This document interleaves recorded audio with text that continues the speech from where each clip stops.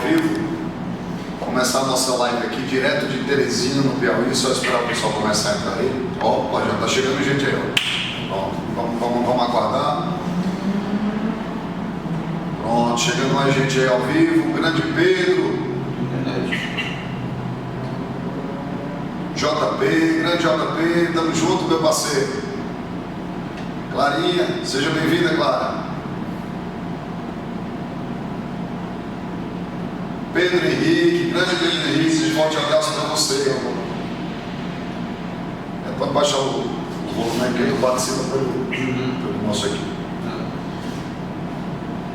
Galera, é o seguinte, a nossa live hoje é direto da cidade de Teresina, tá certo? Nós estamos aqui na série do curso Caderno de Letras, tá certo? Com a moçada aqui de linguagem, o professor Daniel Rufino já está do meu lado aqui, o professor Ramon também, ó, o professor Daniel aqui, ó. Tá bom? Já pode solicitar aí. Já solicitou? Tá. Pronto. Vou procurar aqui. Acho que aqui, perfeito, ó. Já está solicitado, já está aceita a participação do professor Ramon ao vivo conosco.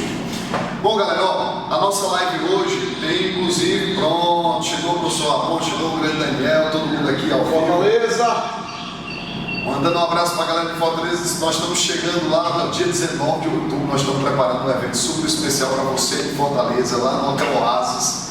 O pessoal aqui de Teresina está todo mundo empolgado para chegar em Fortaleza, arrebentando nesse grande evento que nós vamos ter. Vai ser um super aulão.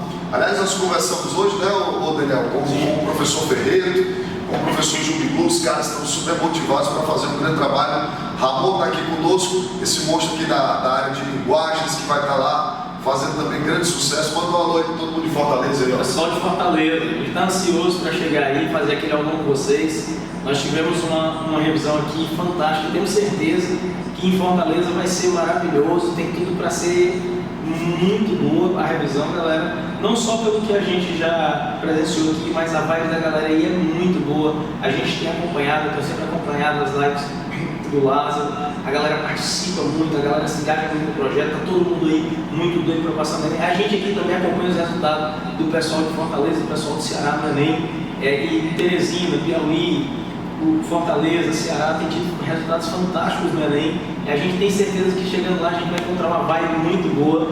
Quem for para a revisão vai sair de lá maravilhado. Infelizmente, quem não tiver a oportunidade de participar vai ouvir os outros e vai dizer que valeu muito a pena ter ido. Vamos lá, galera, que a gente quer ver vocês lá e quer interagir com vocês lá. Galera de Fortaleza, boa noite. O professor Daniel Rufino, de Química, que vai ter o prazer gigantesco de dividir um palco com o professor Michael e com esses gigantescos professores aí da cidade de Fortaleza. O nosso amigo Lázaro e Felipe assumiram um desafio que foi um desafio gigantesco, levar para Fortaleza, num curto espaço de tempo, aquilo que ele acredita ser a melhor preparação para o Enem do país. Aqui no Teresina nós tivemos um resultado, graças a Deus, e a participação deles também, porque o professor Lázaro veio para Teresina contribuir e, aliás, deixou aqui alunos que ficaram realmente muito felizes e pediram retorno, ele aqui voltando para poder ajudarmos nessa preparação. E nós, dia 19, estaremos ali. O professor Ferreiro e o professor Jubilu estão empolgadíssimos com esse evento em Fortaleza. Eles sabem que o curso Conceito, o professor Lázaro, o professor Felipe, estão empolgados e engajados em fazer esse grande evento. Então, uma noite agradabilíssima, todos aí em Fortaleza, aqui em Teresina, e nós vamos começar a live, tem até um desafio aí, né? Vamos lá, galera, é o seguinte, ó, eu fiz uma publicação agora mesmo, tá certo, lá no meu Instagram, que é um sorteio. Qual é o sorteio? Você vai concorrer ao ingresso para o aulão Estrelas do Enem. Exatamente, você vai ter até meia-noite para concorrer ao ingresso, tá certo, para o aulão Estrelas do Enem. Vai ser uma pergunta de Química. O professor Daniel aqui vai fazer uma pergunta de Química para você. Você vai lá no meu Instagram, você vai colocar a resposta. Até meia-noite, pode participar quantas vezes quiser. Depois de meia-noite nós vamos fazer o sorteio e você vai concorrer ao ingresso aí do aulão Estrelas do Enem. Daniel, qual a pergunta para a moçada que está ao vivo aqui na live de Química? Ó, manda uma pergunta fácil aí pra galera. Beleza, não, sem problema. Manda uma pergunta difícil, rapaz, que a galera estuda. Rapaz, vamos lá. Galera de Fortaleza, existe um tema que no Enem estará presente, poluição ambiental, né? Como poluição ambiental vai ser tema do Enem, o tema chuva ácida, ele volta além de chuva ácida, chuva seca, então esses temas retornam com força no Enem 2019. Então vai uma pergunta para vocês. Toda chuva é ácida, mas em ambientes distintos, em ambientes sem indústria e sem raio, sem indústria com raio, e ambiente industrializado. Então eu pergunto aqui aos alunos de Fortaleza, aos alunos do nosso nobre querido Lázaro, qual é o gás, qual é o óxido responsável pela acidez da chuva em ambientes sem indústria, mas com raio? Vamos repetir? Sem indústria, mas com muita incidência de raios. Responda para mim, por favor, até meia-noite, hein? Isso, é para responder no direct, viu, galera? Então vamos lá, qual é o óxido, é isso? Responsável pela acidez da chuva em ambiente que não tem indústria, mas tem raio. Sem indústria, mas com muita incidência de raios. Então vamos lá, qual é o óxido responsável pela chuva em ambiente onde não tem indústria? O que você vai fazer? Não é isso? Pergunta é essa? Não tem indústria, mas tem muito raio. Toda chuva é ácida, mas nesse tipo de ambiente específico, qual é o responsável pela acidez da chuva? Perfeito, pois olha só, como é que você participa? Não é no direct, não é no meu direct.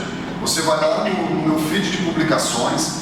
A última publicação que eu fiz lá no meu Instagram é a do sorteio. É só comentar lá. Você pode comentar quantas vezes você quiser. Comentou, está participando. Até meia-noite, sorteio de um ingresso para o aulão Estrela dos Anjos. O meu amigo Lázaro, Diga aí, Daniel. diga uma coisa, você já teve tempo de assistir o filme do Coringa? Rapaz, ele não assistiu o filme. Não assistiu? Pois eu vou fazer o seguinte, a galerinha aí, muita gente já assistiu o filme do Coringa. Não se preocupa, galera, não vou dar spoiler. Vai ter spoiler, né? Vai ter spoiler. spoiler. Mas eu sei que muita gente aí assistiu o filme do Coringa. Quem não assistiu o filme do Coringa, também não se preocupa que não vai ter spoiler. Mas assim, professor, rapaz, eu queria assistir, mas eu estou preocupado que tem Enem, e aí eu deixo de estudar para assistir o filme. Pô, vou te dar uma dica aqui, parceiro, para quando tu for assistir o filme, tu estudar também, tá ligado? Tu tirar alguma coisa de lá que vai te ajudar para o Enem. E quem já assistiu vai saber o que eu estou falando aqui. Tem uns autores que são muito cobrados no Enem, que são os autores da terceira fase do modernismo, né? Principalmente a Clarice Lispector. E a Clarice Lispector, ela trabalha muito com romance de fundo psicológico, sondagem psicológica. É o romance de 30 surgiu com a análise psicológica, e a terceira fase do modernismo, com a Clarice Lispector, levou essa sondagem psicológica ao seu ponto máximo, com o que nós chamamos de um romance prospectivo, é o auge do intimismo. E aí, cara, tu vai assistir o filme do Coringa e tu vai perceber uma coisa, quem já viu o trailer pelo menos sabe disso, que o filme ele é marcado de sondagem psicológica, entende? Os caras fazem um mergulho no mundo interior do indivíduo, ou seja, o que acontece no mundo exterior ele não é tão importante quanto o reflexo que aquilo tem no mundo interior do indivíduo. E aquilo ali a gente chama de introspecção. Bacana, na literatura a gente chama de introspecção. Outra coisa interessante que tu vai perceber é fluxo de consciência. O Enem já cobrou isso. O que é fluxo de consciência? Quando o autor faz uso, por exemplo, do discurso indireto livre, que é quando você tem dificuldade de identificar se a fala é do narrador, se a fala é do personagem, ou se o personagem não falou e nem o narrador, ele só trouxe para você o que passou na cabeça do personagem. O nome disso é fluxo de consciência ou monólogo interior. Você vai ver isso, entende? Como ele faz uma análise do que se passa na cabeça do personagem. É muito comum em momentos de filme você perceber que coisas que, por exemplo, talvez não tenham acontecido, mas que tenham sido pensadas, há uma preocupação de ser mostrado para você. Isso acontecia direto no romance perspectivo da Clarice Lispector. Outra coisa que cai muito no Enem é um negocinho chamado de epifania. O que é epifania? Epifania é quando acontece algo na vida do indivíduo que muda completamente a visão dele em relação às coisas. É quando dá aquele estalo, cai a ficha, sabe? Acontece algo que muda completamente o modo do indivíduo ver a realidade. E quando tu estiver assistindo o filme, quem já assistiu, tu vai perceber que vão ter momentos que vão acontecer fatos que vão mudar completamente o destino da vida do indivíduo. Entende? Bom, o aluno pergunta aqui se isso seria discurso indireto livre. Exatamente, perfeito. JP lá de Fortaleza. Discurso indireto livre, meu parceiro. Olha, isso é muito cobrado. Por quê? Porque todo ano cai os autores da terceira fase do modernismo. Clarice Lispector, cai o João Cabral da poesia, cai o Guimarães Rosa também na prosa. Mas assim, não é só a Clarice Lispector. Por exemplo, tem uma galerinha aqui e daí também, talvez, que vem fazer uma prova aqui da UEMA, entende? Dia 20 vai ter uma prova aqui da UEMA. E tem uma obra que está sendo cobrada da UEMA que é Verão no Aquário, que é da Lígia Fagundes Telles. E vocês sabem que o Enem já cobrou a Lígia Fagundes Telles, porque a Lígia Fagundes é uma das maiores autoras contemporâneas. Inclusive, a Lígia foi talvez a primeira mulher brasileira a ser indicada a um prêmio Nobel de Literatura. E ela tem um romance chamado Verão no Aquário, e ela faz exatamente isso, o uso do discurso direto livre. Ou seja, todos os autores contemporâneos que fazem uma prosa de sondagem psicológica, elas fazem uso do discurso direto livre. E como é que eu percebo isso, professor? Quando você tem, às vezes, a dificuldade de saber se aquela fala foi do narrador, foi da personagem, ou seja, o narrador introduziu diretamente a fala, ou às vezes é algo que precede a fala. Quando o indivíduo apenas pensa, mentaliza, e o narrador, por ser onisciente, tem conhecimento que se passa na cabeça do personagem, ele traz aquilo à tona. E aí você tem uma certa dificuldade de identificar se aquilo foi falado, se aquilo foi pensado, se é fala do narrador ou se é fala do personagem. Uso do discurso direto livre. Meu parceiro, prova de linguagem do Enem, isso é muito cobrado. O foco narrativo e o uso do discurso direto livre, isso é muito cobrado. Onde é que eu botei isso? Botei isso principalmente nas obras modernas, da segunda e da terceira fase, e nas obras contemporâneas. Bacana? Então, se tu vai lá assistir o filme do Coringa e tá com peso na consciência, estou perdendo um tempo aqui que eu podia estar estudando, não, brother. Faz da tua ligação algo didático. Tenta perceber lá, tenta perceber no filme, tenta perceber presença de epifania, esse acontecimento que faz com que mude completamente a visão do indivíduo a partir dali, quando dá aquele estalo, entende? Tenta perceber o uso do fluxo de consciência, que é quando o indivíduo dá voz à circulação do pensamento do personagem, e tenta perceber também, galera, essa sondagem psicológica. Isso você vai perceber muito, sem falar da crítica social que é feita.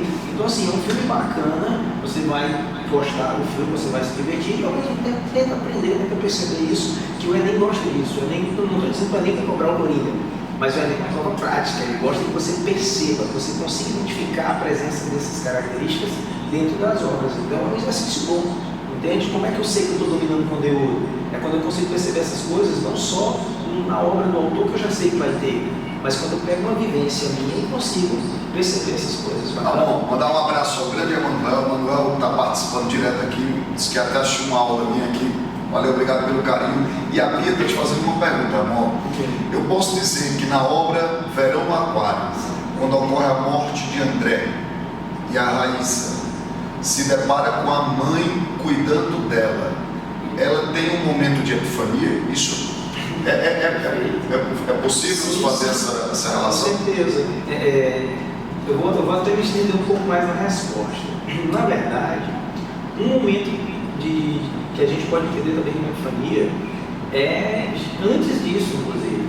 Porque se você analisar direitinho, a Raíssa levava uma vida totalmente desregrada. E ela tenta se aproximar do André. Quando ela percebe que o perfil do André é um perfil diferente, o André começa a falar que a geração dela estava perdida, que eles levavam uma vida supérflua, uma vida fútil, e que ela poderia procurar outras saídas. E quando indica, por exemplo, uma aproximação com a igreja, a partir daquele momento a Raíssa já começa a mudar. É só você perceber que ela deixa de andar com a Marfa, ela deixa de ter aquelas mesmas, aquele ciclo de amizade com outra coisa. Ela termina com o Fernando. Então, assim, a partir do momento que ela se aproxima do André, ela já muda o comportamento dela. Eu posso entender sim aquele comportamento de epifania. E a partir do momento que ela tem a morte do André e a mãe possa cuidar dela, inclusive a mãe diz que era preciso que o André morresse, ela fica se culpando pela morte do André, e ela diz: minha filha, para com essa bobagem, o André já tinha tentado se matar 2 vezes, ele se mataria, você não poderia evitar. E a morte do André acaba aproximando ela assim. Olha, eu vou só fazer uma observação. Teve uma questão que caiu no vestibular com um conto da Clarice Lispector. Sabe como é que se dá a epifania? A mãe e a filha vinham dentro do carro. E assim, galera, quem vai fazer o lema, ou quem gosta de Verão no Aquário, a obra é muito parecida com as obras da Clarice Lispector. É muito parecida a abordagem. Vou dar um exemplo. Como é parecido, veja como é parecido. A questão que caiu no vestibular era uma mãe e uma filha que não se davam bem. A filha se dava muito bem com o pai, mas não com a mãe. A filha percebe que ela nunca tinha dado um abraço da mãe, e a mãe que nunca tinha dado um abraço da filha. Vocês lembram que lá em Verão no Aquário, A Raíssa, a rivalidade dela inicialmente com a Patrícia é porque ela gostava muito do pai e achava que a mãe tinha dado a devida atenção ao pai dela. E o que vai acontecer lá na questão do carro da Clarice? Tá a mãe e a filha no carro, o cara freia o carro de uma vez e elas se esbarram, elas batem o corpo, elas têm um contato corporal. E ela percebe que ela e a mãe nunca tinham tido contato corporal. E ela percebe que ela sempre foi ligada ao pai, que ela sempre avisou a mãe. A mãe também nota isso. E a partir do freio do táxi e as duas se esbarrarem, elas passam a se notar, se perceber e elas ficam até constrangidas. Então esse acontecimento aparentemente banal vai desencadear nas duas essa percepção. Entende? Isso é epifania. Então lá em Verão do Aquário, quando tem o primeiro contato da Raíssa com o André, que ela muda o comportamento dela, e também após a morte, inclusive depois da morte do André, ela que tinha uma dúvida enorme se a mãe tinha tido algo com o André, a mãe pergunta, e aí, você não quer saber? E a mãe iria responder, e ela disse, não, para mim não tem mais necessidade, ou seja, ela mudou. Ela saiu do aquário, beleza? Mandando um forte abraço ao professor Elcio. O professor Elcio já está conosco, ele já está lá. Hoje é aniversário da filha do Elcio, por isso que ele não está aqui com a gente. Nós estamos aqui direto de Teresina, Abraço Duda. Na sede do CDL, Caderno de Letras, o melhor curso aqui, tá certo, de Teresina, ao lado do professor Daniel Rovino, do professor Ramon. E mandando um forte abraço ao professor Elcio, professor Rômulo, tá certo, que são parceiros nossos aqui do Caderno de Letras. Vamos tá chegando. Ô Daniel, repete a pergunta. Repete aí para o nosso aluno que está assistindo aí a nossa live aí, repete a pergunta para ele poder participar do sorteio de um ingresso no aulão Estrelas do Além. Qual é o gás tóxico, é isso? De novo, a galera que entrou agora na live, vamos lá. Toda chuva é ácida. Toda chuva é ácida. Mas existem gases diferentes que são responsáveis por essa acidez. Existe um gás no ambiente que não tem indústria nem tem raio. Existe um gás no ambiente que não tem indústria, mas tem raio, tem gente respondendo. Já tem gente falando dele, E existe um gás responsável no ambiente industrializado. E já vi que lá no Instagram do Lázaro alguém já respondeu lá também, tá bom?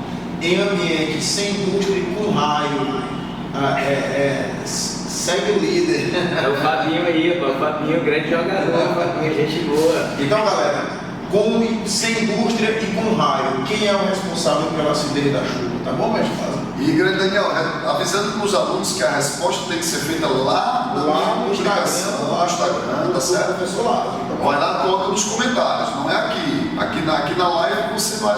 Já responderam aqui, tá perfeito, mas a resposta tem que ser dada exatamente lá nos comentários. Você pode participar quantas vezes você quiser, até porque quantas vezes mais você participar, você está concorrendo.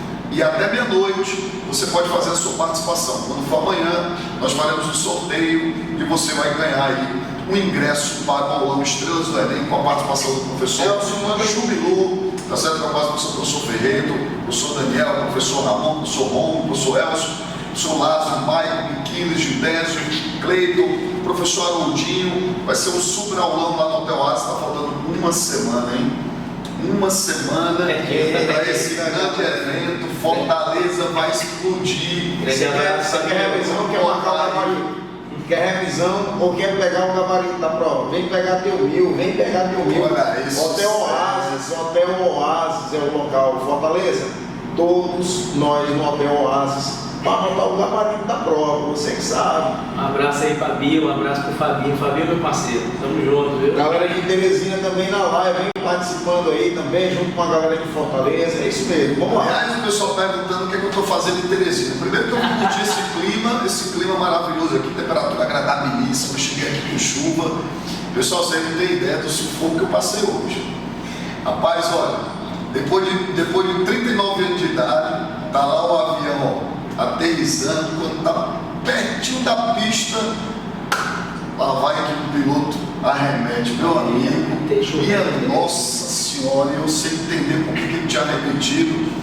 Olha, eu vou dizer uma coisa aqui, também que a gente tá ao vivo, pode falar, né? Pode.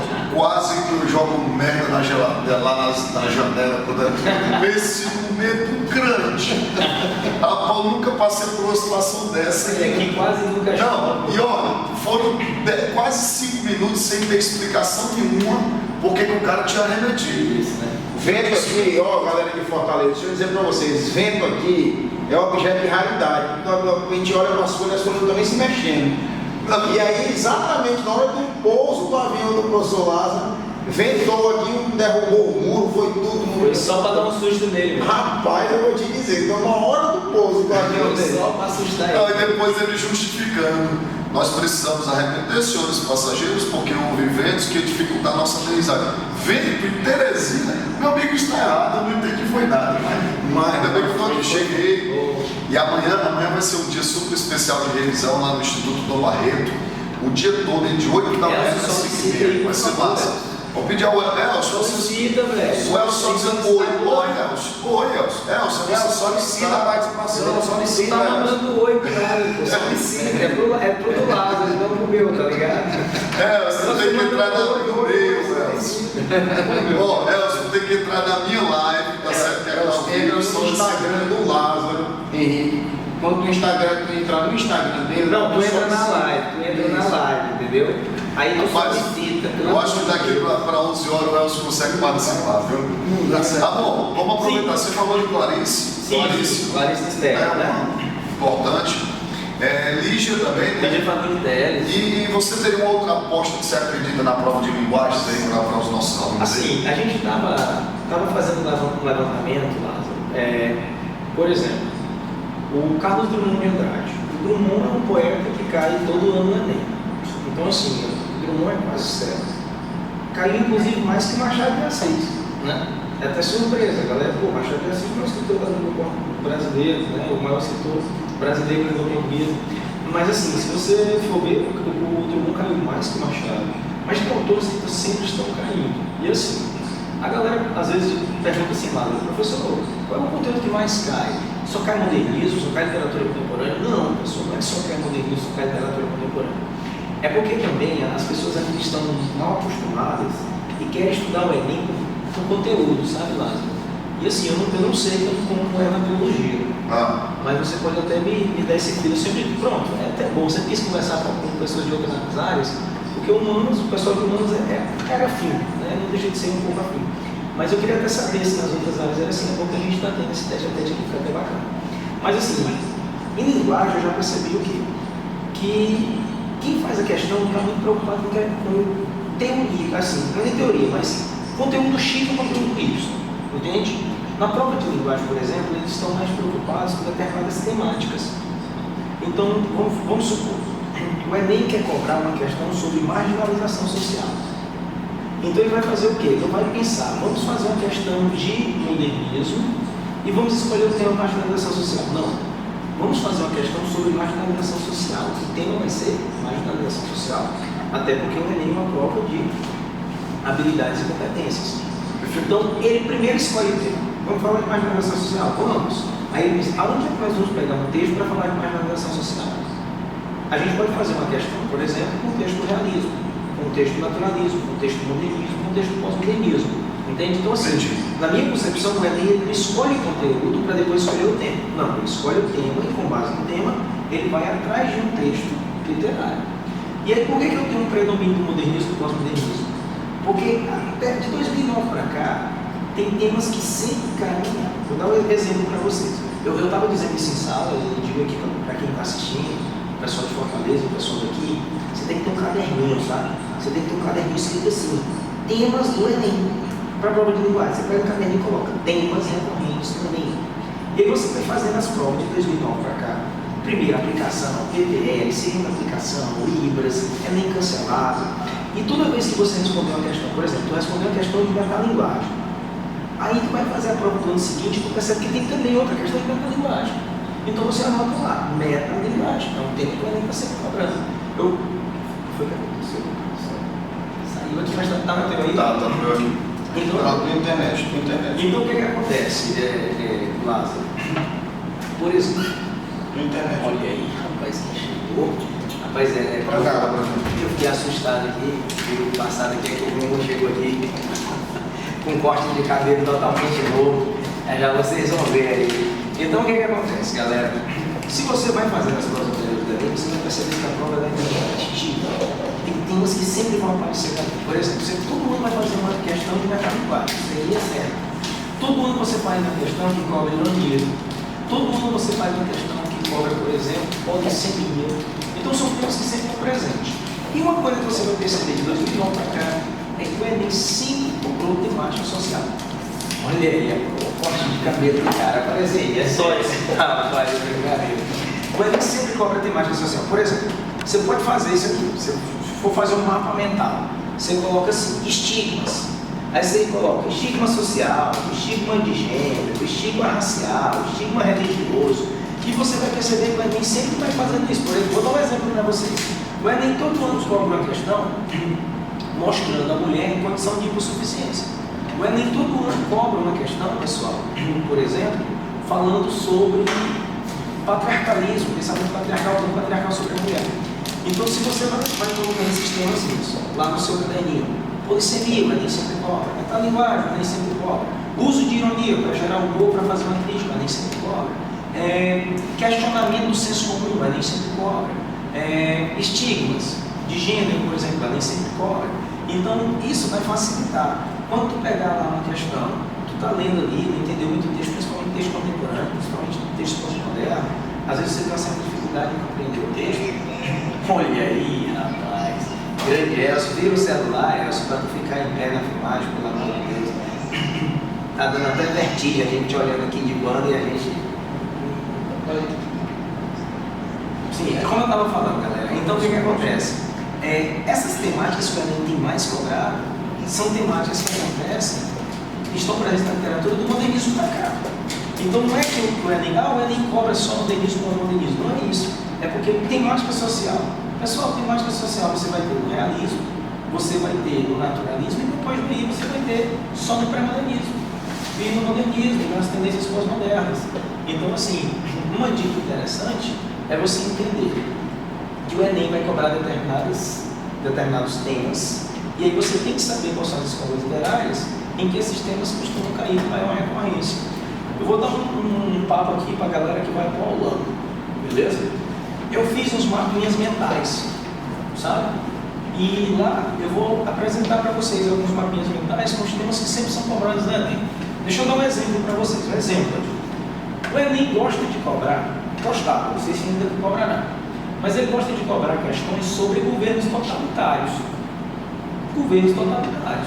Aí tu vai e faz assim, ó. Na literatura, onde é que eu percebo isso? Aí pega, meu Deus, onde foi que teve um governo totalitário? Aí tu lembra do arcadismo. Lá no período do arcadismo, eu tinha o governo pombalino. E o governo pombalino era um governo despótico.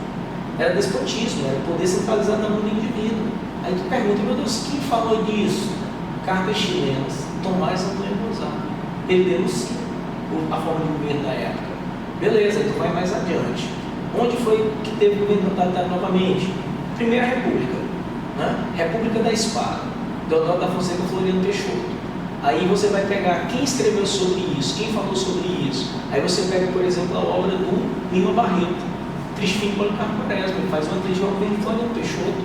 Aí você pergunta assim, onde mais, professor? Governo de Vargas, de 37 a 45, Estado Novo, governo totalitário. Quem falou sobre isso aí, meu amigo? Você se prepara, é Drummond. É Drummond fazendo poesia denunciando essa realidade social. Aí você tem o Graciliano Ramos, que teve obra fruto do período que ele ficou preso.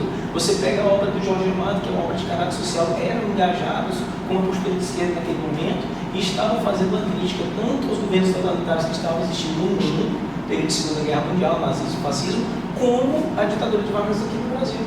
Aí você vai mais adiante, 64. Aí você vai ver a poesia social do Ferreira Goulart, você vai ver a poesia marginal do Cacasa, do Chacal, do Paulinista, do Cassiano, que estão se voltando também para esse momento. Então, assim, pensa assim, tenta entender dessa maneira. O Enem cobrava regimes totalitários. Aí onde é que eu encontro isso? Aí você vai, lá no século XVIII eu teria, então, no Tomás Antônio Gonzaga, cartas chilenas. Poderia ser abordado lá no início da República da Espada, na obra do Lima Barreto.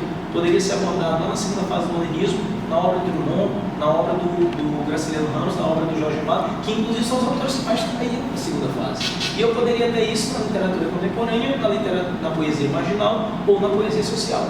Então tenta entender assim, tenta entender que a prova ela pega determinados temas e a partir desses temas ela vai buscar as obras literárias que podem abordar esses temas. Se você começar a pensar assim a prova, você vai perceber que você vai ter uma facilidade muito maior de acertar essa resposta. Bacana?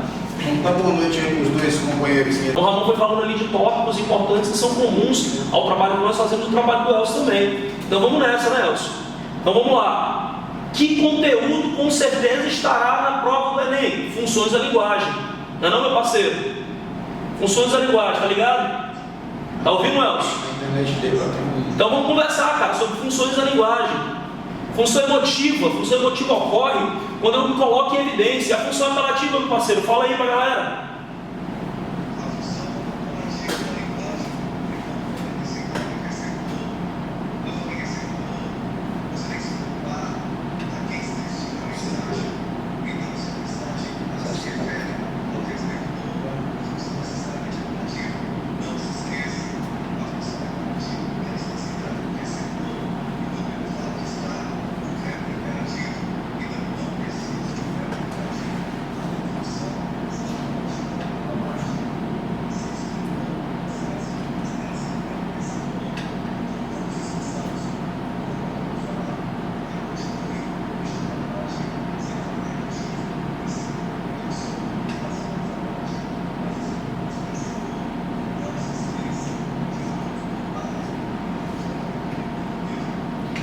Então nesse bate-bola aqui, para ficar perfeito, eu falei de função emotiva ou expressiva da linguagem, ou seja, aquele que a comunicação está centrada no eu. Ocorre normalmente em situações em que há uma autoapresentação, em que você está diante de um texto lírico, ou seja, é uma composição subjetiva, sempre a presença do eu, ou de forma explícita ou de forma implícita. E você falou da função apelativa ou conativa, que é centrada no receptor. Então vamos continuar nesse bate-bola, eu vou falar sobre a função referencial, que é centrada no assunto e, consequentemente, quando a comunicação é constituída com o propósito de informar, aí você vai e faz o contraponto. Falei sobre a função poética ou estética, meu brother.